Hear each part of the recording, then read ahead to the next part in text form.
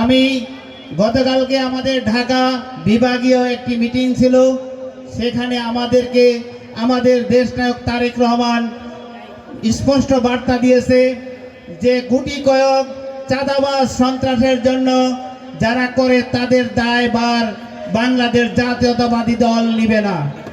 আজকে এখান থেকে ঘোষণা দিতে চাই, যারা চাঁদাবাজি, জুট ব্যবসা এবং সন্ত্রাসের সাথে জড়িত তারা সাবধান হয়ে যান। আমি সাংবাদিক ভাইদের দৃষ্টি আকর্ষণ করছি, আপনারা সরজমিনে তদন্ত করে, আপনারা সুষ্ঠুভাবে তদন্ত করে আপনারা রিপোর্ট করুন।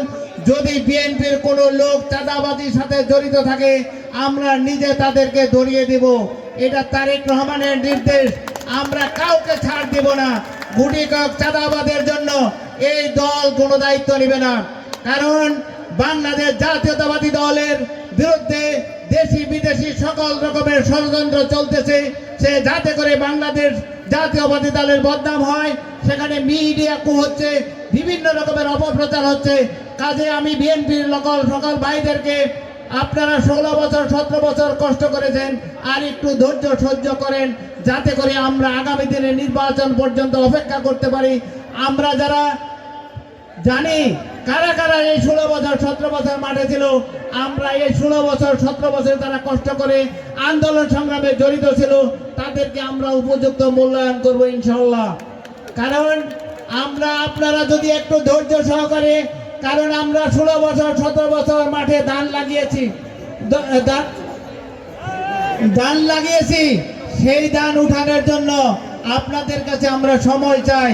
হয়তো অল্প কিছু দিনের মধ্যেই অন্তর্বর্তীকালীন সরকার নির্বাচন দিবে, সেই নির্বাচনে বাংলাদেশ জাতীয়তাবাদী দল অংশগ্রহণ করবে। সেই জাতীয়তাবাদী দলের অংশগ্রহণের মাধ্যমে আমাদের সাভার, আশুলিয়া, ঢাকা 19 নির্বাচন হবে। আমি এখানে বলতে চাই, যারা এই 17 বছর 16 বছর মাঠে ছিল তাদের প্রতিটি, আমি গত 27 তারিখে ঢাকায় একটি প্রোগ্রাম ছিল, জেলার বাংলাদেশ জাতীয়তাবাদী দলের বর্ধিত সভা ছিল, সেই বর্ধিত সভায় আমি বক্তব্য রেখেছিলাম তারেক রহমানের উপস্থিতিতে, যে আমরা কোনো চাঁদাবাজকে ঢাকা 19-এ দেখতে চাই না। ঢাকা 19-এ কোনো চাঁদাবাজ সন্ত্রাসের জায়গা নেই। আমরা বিগত দিন দেখতেছি যে যারা কমিটিতে আছে তাদের চাইতে যারা সাবেক মহিলা, তাদের উদ্দেশ্যে বলতে চাই, এই সাবেক দিয়ে পার পাওয়া যাবে না। যারা এই 16 বছর 17 বছর কমিটিতে ছিল, আন্দোলন সংগ্রামে মাঠে ছিল, তাদেরকে মূল্যায়ন করা হবে।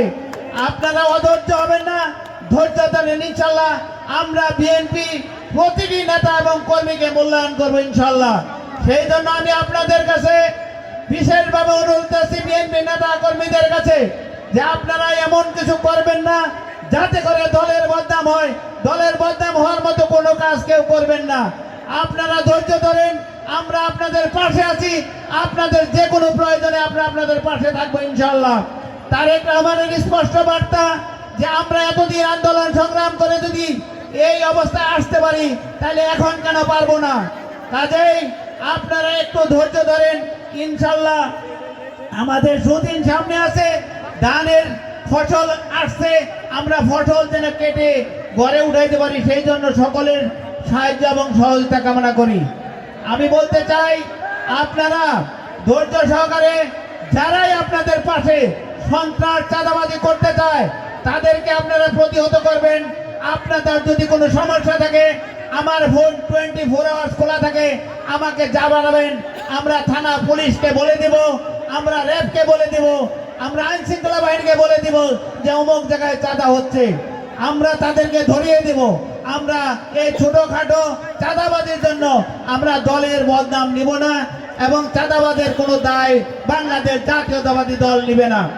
কাজেই আপনারা অনেকদিন ধৈর্য করেছেন, সেই জন্য আমি আশুলিয়া থানার পক্ষ থেকে আপনাদের প্রত্যেককে ধন্যবাদ জানাচ্ছি, মোবারকবাদ জানাচ্ছি, যে আপনারা এই 16-17 বছর কষ্ট করেছেন, মাঠে থেকেছেন। আপনারা আরেকটু ধৈর্য ধরেন, আমরা ইনশাআল্লাহ আপনাদের প্রত্যেককে মূল্যায়ন করবো, যার যতটুকু যোগ্যতা আছে সেই যোগ্যতা অনুযায়ী। আর জুট ব্যবসার কথা বলতে চাই, আমি যেটা তারেক রহমানের সামনেও বলেছি, সে যারা জুট ব্যবসা করে তারা যারা ঝুট ব্যবসা করে তারা ঝুট ব্যবসায়ী করুক, তাদের আর জনগণের প্রতিনিধি হওয়ার দরকার নেই। কারণ যারা জনগণের প্রতিনিধি হবে তারা ঝুট ব্যবসা করবে না, যারা ঝুট ব্যবসা করবে তারা ঝুট ব্যবসায়ী করুক, আমার কোনো আপত্তি নাই। আর আজকে আপনারা 31 দফার একটি করে কাগজ সকলে পেয়েছেন। এই 31 দফা কিন্তু এই 5ই আগস্টের পরে দেয় নাই তারেক রহমান। 31 দফা কিন্তু দিয়েছে 13 জুলাই 2023 তারিখে বিএনপির ভারপ্রাপ্ত চেয়ারম্যান জনাব তারেক রহমান।